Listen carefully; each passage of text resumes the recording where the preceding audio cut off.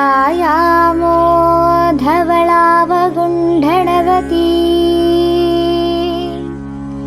തേജോമയീ നൈഷ്ഠികീ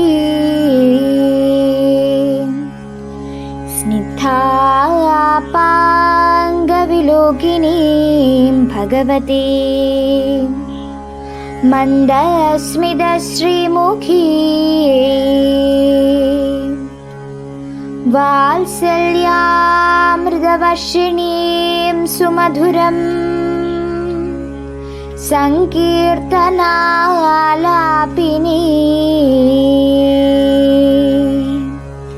ശ്യാമാംഗീ മധുസിദ്ധസൂക്തിം അമൃതാനന്ദാത്മികാ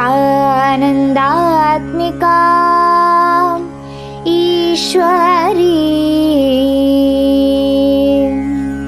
ഗജാനനം ഭൂതഗണാദിസേവിതം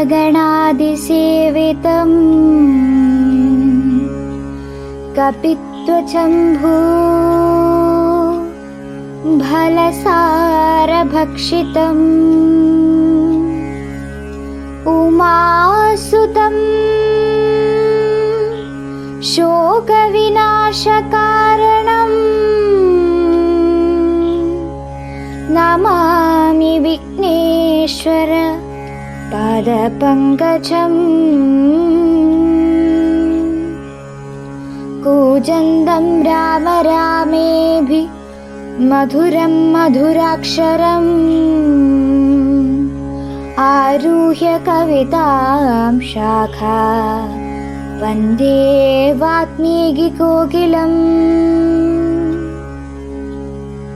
ഓം ഹരിശ്രീ ഗണപതേ നമഃ.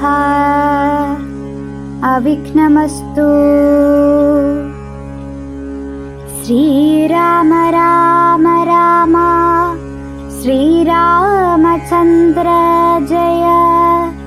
ശ്രീരാമ രാമ രാമ ശ്രീരാമഭദ്ര ജയ. ശ്രീരാമ രാമ രാമ സീതാഭിരാമ രാമ. ശ്രീരാമ രാമ രാമ ലോകാഭിരാമ ജയ. ശ്രീരാമ രാമ രാമ രാവണാന്തക രാമ. ശ്രീരാമ മമ ഹൃദി രമതാം രാമ രാമ. ശ്രീരാഘവാത്മാ രാമ. ശ്രീരാമ രമാപതേ.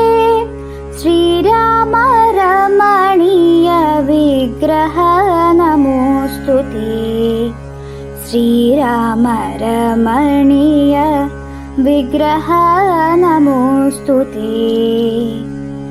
നാരായണായ നമോ നാരായണായ നമോ നാരായണായ നമോ നാരായണായ നമഃ.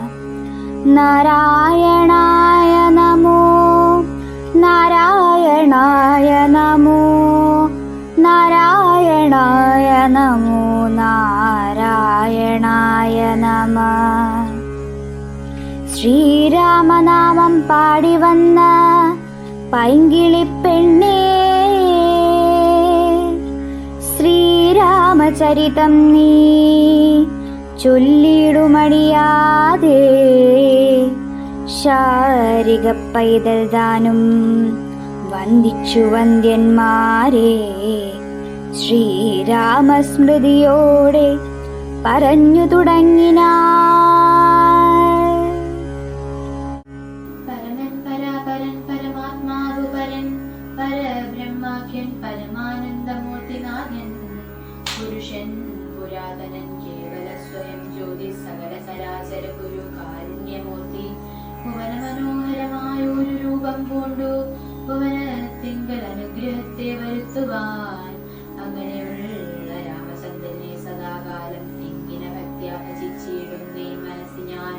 സ്വതന്ത്രൻ പരിപൂർണനാനന്ദനാത്മാരാമനതന്ത്രൻ നിജമായ ഗുണബിംബിതനായി ജഗതുൽഭവസ്ഥിതി സംഹാരാദികൾ ചെയ്യുവാനഖണ്ഡൻ ബ്രഹ്മാ വിഷ്ണു രുദ്രനാമങ്ങൾ പൂണ്ടു വേദരൂപങ്ങൾ കൈക്കൊണ്ടൊരു നിർഗുണമൂർത്തി വേദാന്ത വേദ്യൻ മമ ചേതസി വസിക്കണം രാമരാഘവ പാദപങ്കജം നമോസ്തുതേ ശ്രീമയം ശ്രീദേവി പാണിദ്വയവത്മാർച്ചിതം മാനഹീനന്മാരാം ദിവ്യന്മാരാൽ അനുധ്യേയം മാനാർത്ഥം നിരകമാക്രാന്ത ജഗത്രയം ബ്രഹ്മാവിൻ കരങ്ങളാൽ ക്ഷാളിതം പത്മോപമം നിർമ്മലം ശംഖചക്ര കുലിശ മത്സ്യാങ്കിതം മന്മനോനികേതനം കൽമഷവിനാശനം നിർമ്മലാത്മാനം പരമാസ്പദം നമോസ്തുതേ ജഗദാശ്രയം ഭവാൻ ജഗത്തായതും ഭവാൻ ജഗദാമാതിഭൂതനായതും ഭവാനല്ലോ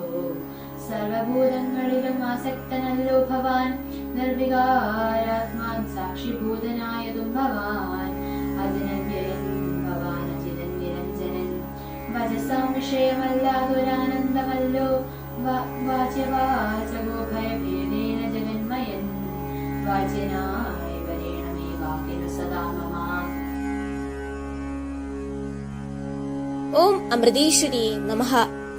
ഇതിഹാസ പുണ്യമായ രാമായണം ബാലകാണ്ഡത്തിൽ ശ്രീരാമചന്ദ്രന്റെ പാദസ്പർശത്താൽ പാപമുക്തയായി തീർന്ന അഹല്യ ഭഗവാനെ സ്തുതിക്കുന്ന ഭാഗമാണ് ഇന്നിവിടെ പാരായണം ചെയ്തത്.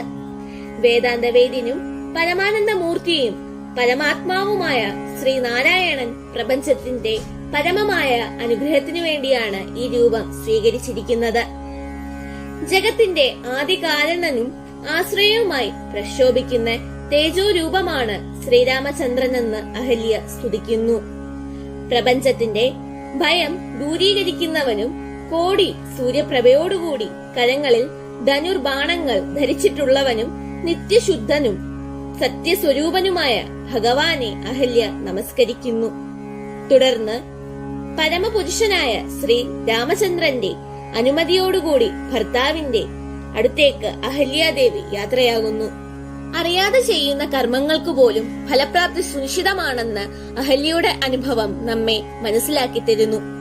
എത്ര പാപിയാണെങ്കിലും ഉഗ്ര തപസ്സിലൂടെയും അടിയുറച്ച ഈശ്വര വിശ്വാസത്തിലൂടെയും പാപമുക്തി നേടാം എന്ന പരമമായ സത്യം അഹല്യദേവിയുടെ അനുഭവത്തിൽ നിന്നും നമുക്ക് മനസ്സിലാക്കാം. അഹല്യസ്തുതി ഭക്തിപൂർവം വായിക്കുന്ന ഏതൊരാൾക്കും സകല പാപങ്ങളും ഒഴിഞ്ഞ് പരബ്രഹ്മത്തിൽ എത്തിച്ചേരാൻ സാധിക്കും. ഓം നമഃ ശിവായ.